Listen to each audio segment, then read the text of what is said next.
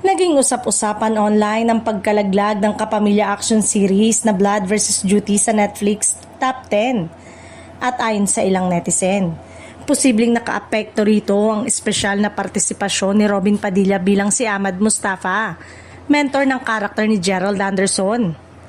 Pangalawang beses na itong hindi nakapasok sa ranking kaya't marami ang nag-uugnay nito sa kontrobersyang kinakaharap ng actor-politician.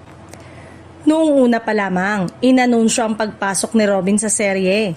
Umani na agad ito ng halo-halong reaksyon mula sa netizen. May mga natuwa dahil nabigyang pansin umano ang Muslim community.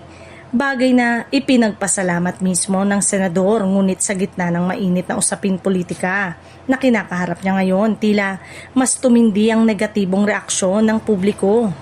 Hindi rin nakaligtas sa issue si Bella Padilla na kabilang sa main cast ng serye. Pinuna rin siya ng ilang netizen dahil sa pagkakadikit ng proyekto kay Robin. Ngunit mahinahon niya itong sinagot at ipinaliwanag ang kanyang panig bilang bahagi lamang ng production. May mga balibalita rin na hindi umano lubos na ikinatuwa ng Netflix ang pagkakasama ng isang aktibong politiko sa naturang streaming title. Ayon sa ilang espekulasyon, iniiwasan umano ng platform ang anumang maaaring mahaluan ng politika upang mapanatili ang pagiging neutral nito. Bagamat wala pang opisyal na pahayag tungkol dito. Sa kabila nito, patuloy namang pinupuri ng marami ang takbo ng kwento ng Blood vs. Duty at umaasang makakabalik ito sa top 10.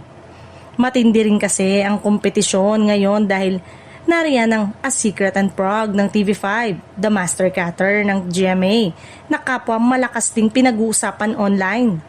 Samantala, umani rin ang reaksyon ng cryptic Instagram post ni Mariel Rodriguez, asawa ni Robin, na tumatalakay sa maling panghusga ng mga tao batay lamang sa nakikita nilang pagkukulang habang hindi napapansin ang mabubuting nagagawa ng isang tao.